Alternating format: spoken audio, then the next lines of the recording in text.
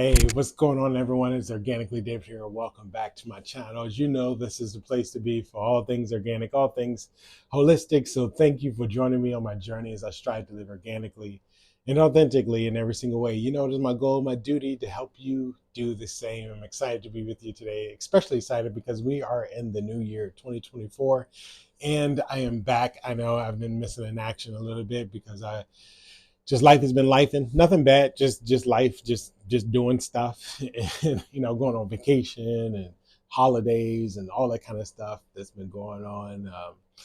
Matter of fact, I'm always driving and my car broke down while I was recording a video, and thankfully it was covered under warranty, so we're good on that.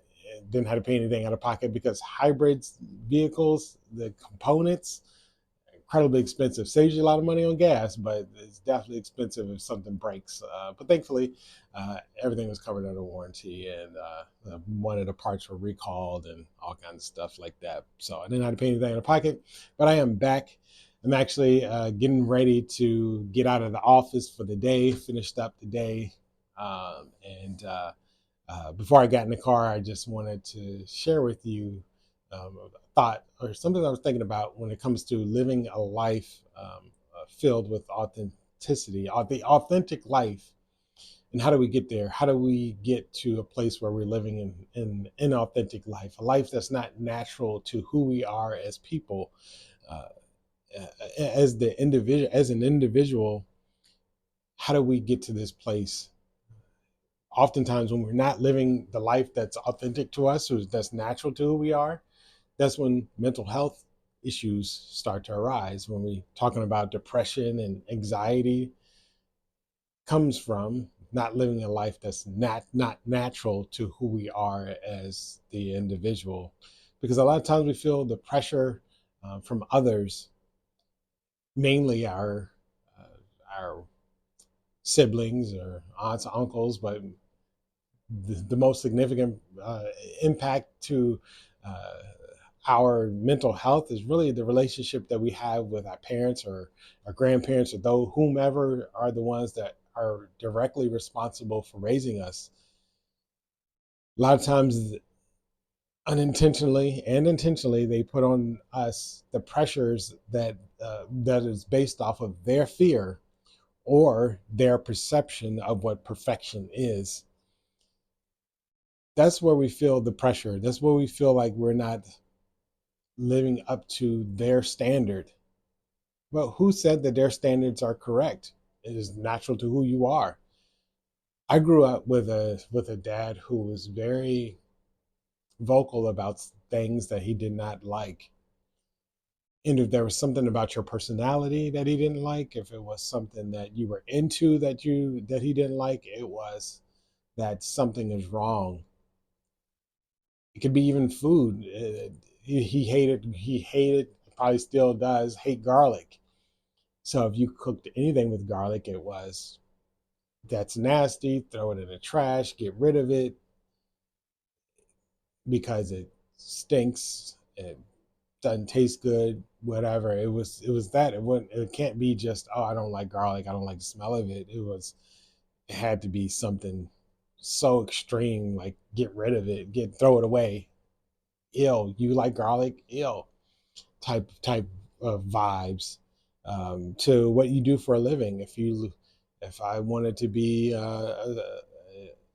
a therapist, he would say, he was said to me once when I was thinking about what I was going to go to college for, and he said, and I talked about sociology, and he said, well, all that's going to do is stress you out, hearing about people's problems all day and all that stuff. So you shouldn't do that. You should This what you should do is this. It's based off of his perception of what his success means or is in his eyes. And while there is part of life of someone who's lived life before you that you take their advice as in, uh, I'm going to consider it, you do have to also consider uh, what um, who you are naturally, why you are here, why are you here.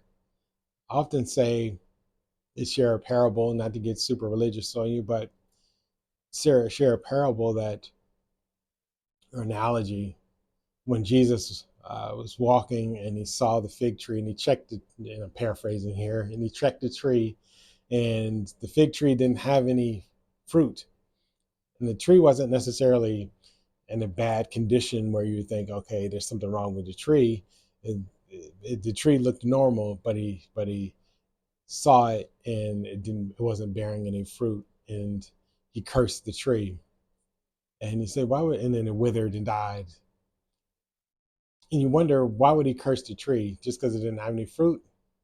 Well, what I take from that is that it takes more to life than just simply existing, just taking up space. We all have a direct purpose, that we are created for. There, each and every single one of you, every person on this earth was created for a reason. You matter, and your life matters, and there's nothing that the enemy wants to do more than to disrupt your purpose. Whatever your purpose is in life, whatever it is, you got to do that. And part of that, it comes from the people that you least likely to expect it to come from: your family, your excuse me, your family, your uh, parents, your wow. You just think, I would have expected it maybe from the outside world, but never from the inside. It's an inside job. So I just want to share with you my experience with depression and anxiety, and hopefully it'll be something that will speak to your heart and cause you to maybe think about certain things differently or consider. So I grew up, talked a lot about generational things. Like, I'm a Zennial. I think that's a new term now. The there is a generation between those who were born between the Gen X and the millennial. Like, they created this new one. I think anyone born from like 80 to 84, 85, or something like that are considered Zennials instead of millennials or whatever. Anyway, the lifestyle that I grew up with was more of the hands off. It was a lot harder, meaning um, we didn't really interact with our parents as much.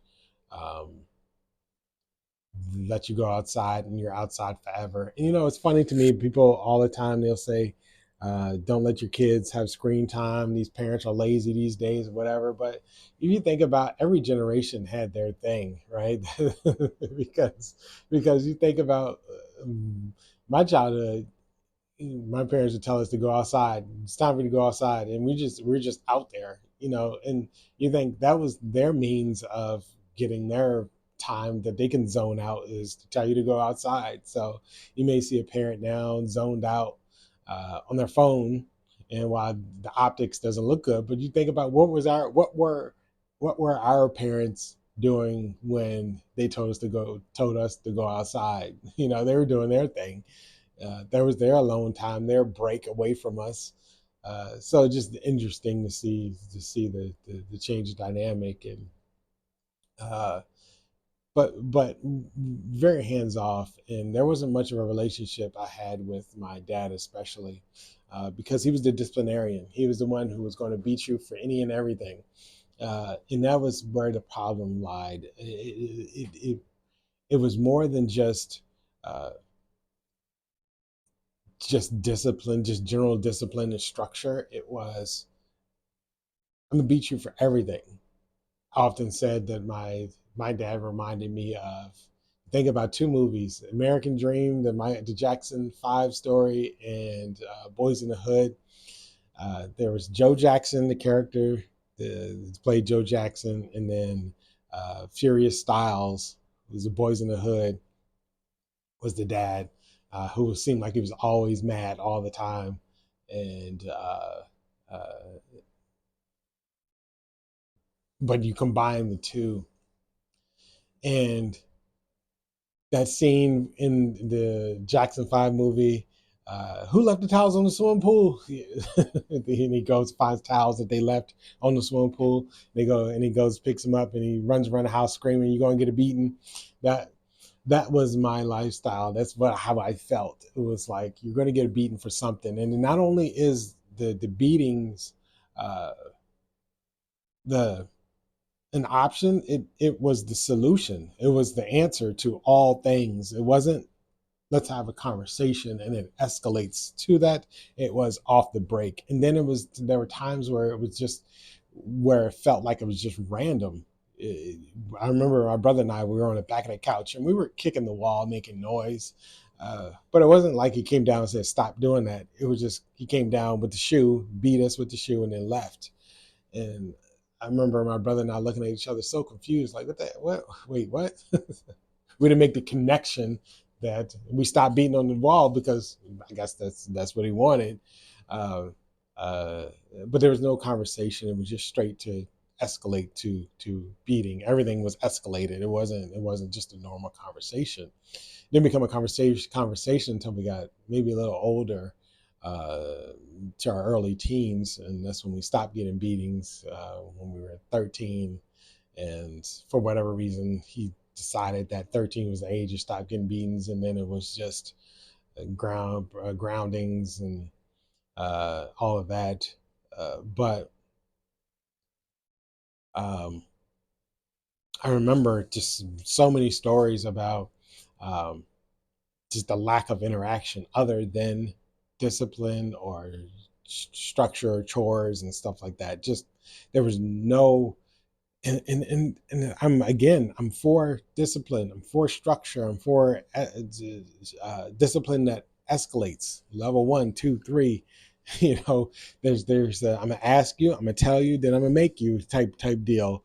You know, ATM method. I'm okay with that because you need that, especially as a child. You know, you need to learn structure in the world, but when there's no love, there's no fun, there's no we're going to hang out and do something fun. It's always something. And when I think depression for me kicked in very early on, maybe in elementary school when I was in the I think fifth grade, I think that's when it started when it kicked in. What is that, 9, 10 years old? Uh, when it started to kick in, where I started to feel uh, like I was never enough because it was there. I was never encouraged, never, um, attaboys, great job, pat you on the back. It was always something negative. It was always, you didn't do this, you didn't do that. Why aren't you doing this? You need to be on the short bus because you're slow, you're stupid, you're the insults. It was that. So, and there was never anything that was put positively, and anything that was positive was incredibly inconsistent. I mean, I can count on one hand and still have fingers left how many times I heard, "I'm proud of you, I love you, great job," any of that. It was one hand, still have fingers left. I'm telling you, it was so rare that it happened, uh, that all I could remember is just straight discipline and getting beaten and insulted and look at this idiot running up and down the steps and all of this stuff that you heard, and you're just filled with such negativity. So you're feeling like you're never enough. I felt like I was never enough. There's nothing I can do. There's nothing I can do that was good. And I remember even then saying, God, am I just was I just put here as a am I that much of a burden to just my life just to be here? Just I'm just that much of a burden that maybe that's why they're all always saying negative things to me, and maybe that's why they're insulting me all the time. Maybe that's why I'm getting beatings all the time, is because I'm just that bad of of a human being, a person. And this is at a young age. I'm talking about fifth grade, elementary school. And time just goes on like that, just for years and years of my childhood. And then at some point, when my parents, I think, separated and divorced the final time, they got separated and divorced uh, twice, or separated twice, and the second time they got divorced. I feel like sometime around that time frame, around the eighth and ninth grade, is where they just stopped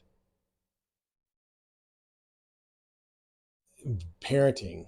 It was, I mean, it was already an issue before, but it was just definitely that time frame, uh, and the shift. And I can understand the aspect of now that you are having to do it by yourself. Uh, especially with my mom, she all four kids and trying to find the best place for us to live and best conditions and also working and all that stuff that it takes to raise kids. I understand it's difficult. It's very difficult. And I hats off to them. I respected them for what they've done, what they've accomplished, and what they tried to do. Um, and that's the thing. Just because there's a lot of bad things that happen doesn't mean that you can't. The negative thing, the good things aren't appreciated. I don't feel like, um, even as bad as it was, I don't feel like I would say that I was to the level of abuse. I mean, I guess it could have been considered, physical and emotional abuse, but I don't think it was intentional.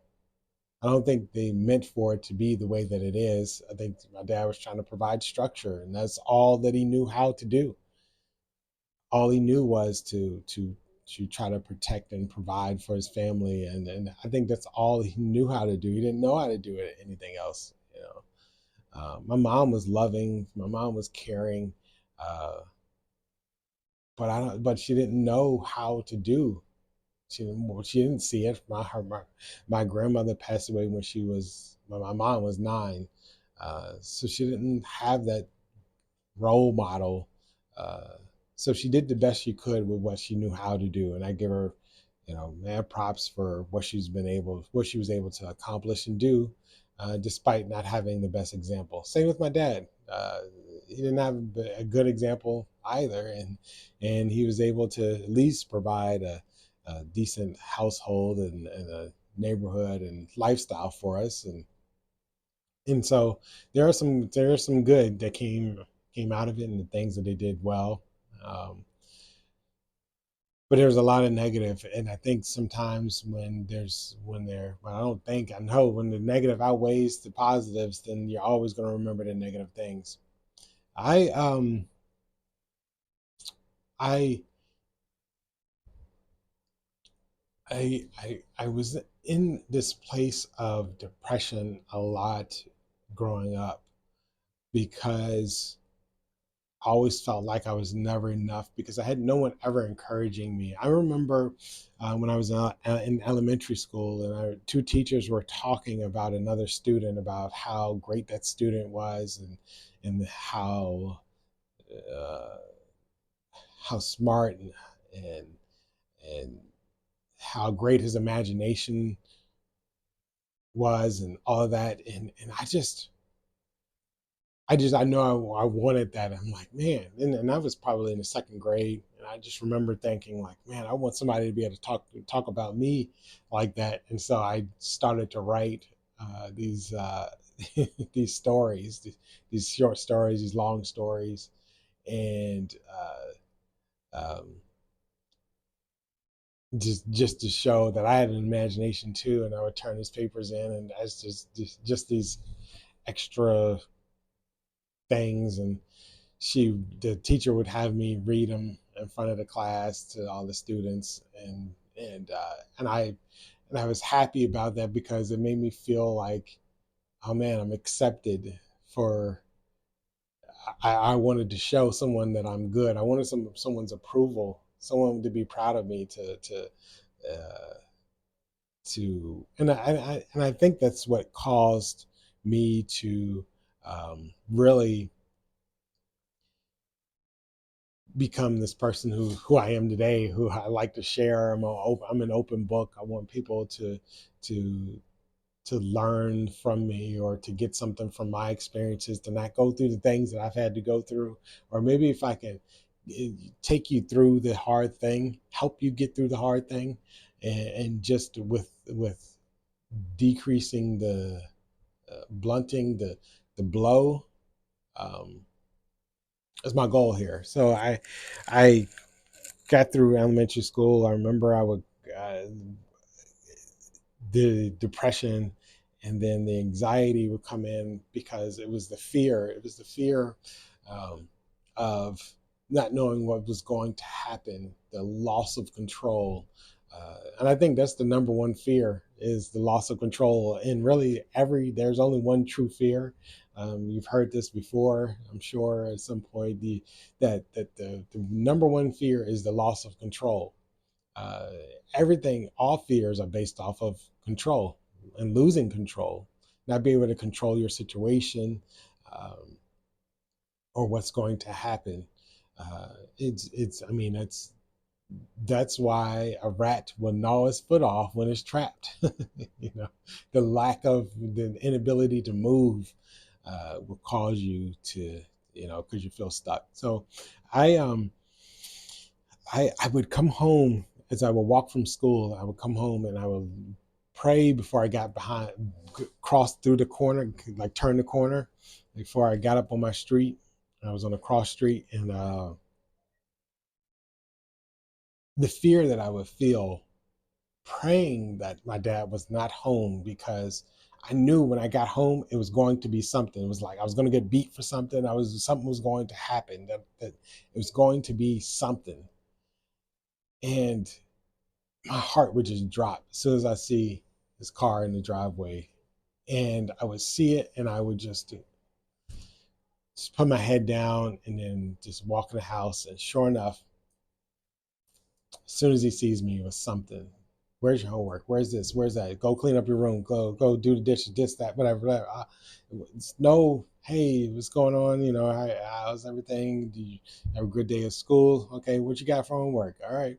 Yeah, cool. Well, go ahead and knock that out. Do your chores, and then we can go out and do something, or we can go out in the backyard and play kickball or whatever, something, anything that was going to be something that was always just not just always negative.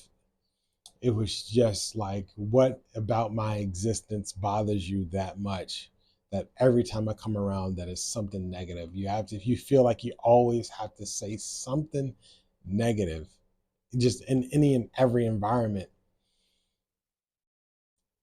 And so that created a lot of anxiety because you're just in a constant state of fear. You're trying to anticipate what's going to happen. So the best thing that I found that I could do is to go away, to not to be around, to not exist, to not say anything, to be quiet, to uh, not interact, to stay hidden, and try my best to stay out of the way, because I knew it was going to be something. So I tried my best to stay out of the way, and it didn't work. But it was always something going on. Couldn't wait till I moved out of the house, but I just was in a constant state of fear, constant state of pain. So I um, went to the military after I got out of high school. I tried to go to college when I first got out. I did take some classes. I went to community college, and I was paying for it myself. And because I didn't want to go into student loan debt, I remember my counselor in high school said, she said, "Yeah, I'm going to be paying student loans uh, for the next 7 years." I thought that was horrible. Like, and you're student, you're a counselor in high school, and you're not making any real money, and to be paying all that money and debt and all that stuff sounded horrible to me. So I tried to pay my way. But my dad, as soon as we graduated high school, we had to pay rent, and I was getting paid $6.75 an hour. Uh, And so we had to pay rent. I think it was like $250, 300, $250 to $300 a month. And and when you're only making, you know, $500 a month, That's pretty doggone significant.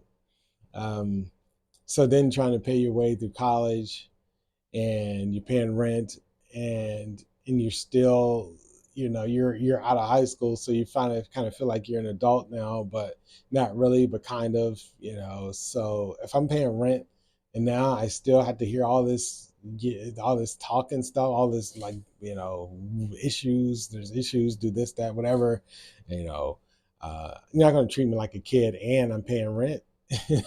So I'm out. And I think that was the goal, to get us out of the house, just to get rid of us. The what is it, the eagle puts thorns in the nest. I mean, that was my entire life in the house with my dad, was thorns in the nest, always pushing you to get out. The problem is it causes you to leap. When the eagles put thorns in the nest, they make sure that the eaglet knows how to fly. And when the eagle falls out of the nest, and because it hasn't figured out yet how properly to fly, it swoops down and catches the eagle, and the eaglet, and then puts it back into the nest, and then says, "Okay, you're going to try again." It wasn't that way.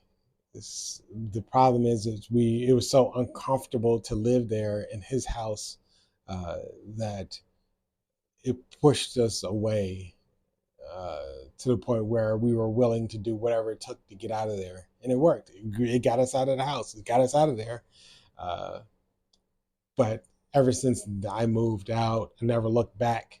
Went to the military, um, because running, I didn't have enough money to pay for college tuition, and so I went to military and all that stuff, and went on from there. And after I got out of the military, I think is when I started to have this refocus about, let's focus on this depression and anxiety. I don't like being sad and anxious about things. It's funny, the interacting with the drill instructors in the military was easy for me, because I'm used to being yelled at or cussed at, or uh, told that I am stupid, whatever, just insults. I was used to that. So to me, it was kind of comical a bit, because it just it didn't phase me. It didn't, because I was used to that environment of of just being yelled at and all that stuff. So, um, but after I got out, I think I started to really focus on this relationship of with my parents. I had a conversation with the both of them, and I was maybe 25, I think. Yeah, because I bought my first house 25, and I had this conversation with them, and trying to really started off on a positive thing. I wanted to let them know that I appreciate the things that they've done, the good things. I understand what they were trying to do, uh, but here's the result of what happened in childhood up until this point. And they both got defensive, of course. And I understood, because if you being told by your child that they missed this, they didn't you didn't do that, whatever, you're only going to take it negatively. And I would tell parents that your kids may or may not tell you exactly what their experience was as a child, but I would tell you that as someone who has had that conversation with my parents, this is not your time to make excuses and all of that. You can explain yourself. I'm not saying you just have to be there and be a punching bag, but it's your this is your opportunity to hear them out. Because when you start off with, well, no, when you come out of the womb, a manual doesn't come out and say this is how you raise them. We just had to figure it out. What would you have done if you had four kids and you were only this? This is not time to get defensive and all that stuff. It's your time to just hear them out, because sometimes that's all we want, just an acknowledgement. That's all we wanted. All your kids want is in some type of an acknowledgement that these are the things that you may have missed or didn't do, and this is maybe how I was impacted by it, and this is your time to hear them out, think about it, and say, yeah, I'm sorry, sorry that that's the way that's the way that happened, the way that you experienced it, and mean it. Man, that sucks. I didn't want you to feel that way. I sucks that you understood my this or that to be this way. That's your opportunity to fix that childhood trauma, that childhood experience. And then you can explain where you were mentally and all this other stuff or whatever, not as an excuse, but just for the child to understand, your adult child to understand where you were coming from or where you were in your life at that moment in that time. Uh, because it's very difficult for them for the children to unlearn what they've been taught about you. You've taught them how to treat you, and when they've heard something their whole life, that's all they know is this, sees you in this light. It's very difficult to change that unless you are willing to simply acknowledge uh, the childhood that they had.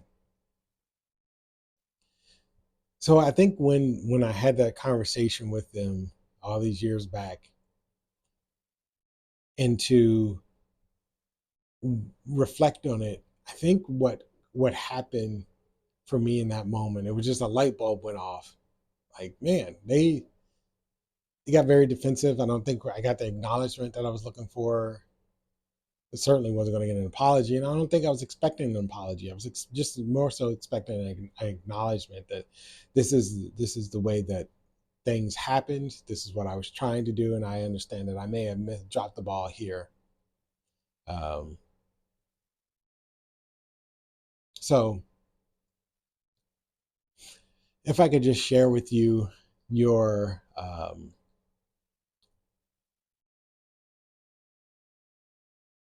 if I could just share with you that if you're taking depression and anxiety with you, and you have to get down to the root cause, get back down, get to the root of what caused it, what caused this depression, this anxiety. Where is it coming from? Who told you that these thoughts that are happening in the back of your mind, that you can't even understand where they're coming from?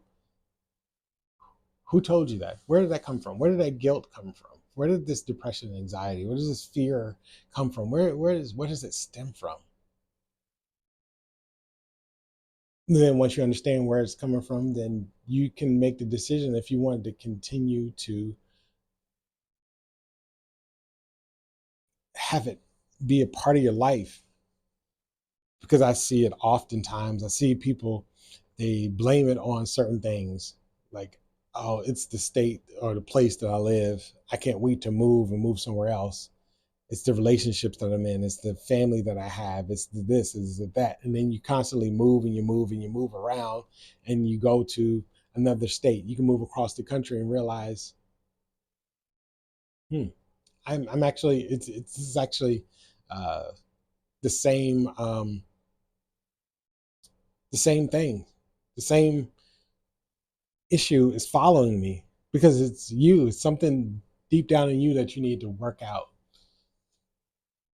Depression is a horrible place to be in. Anxiety is a horrible place to be in.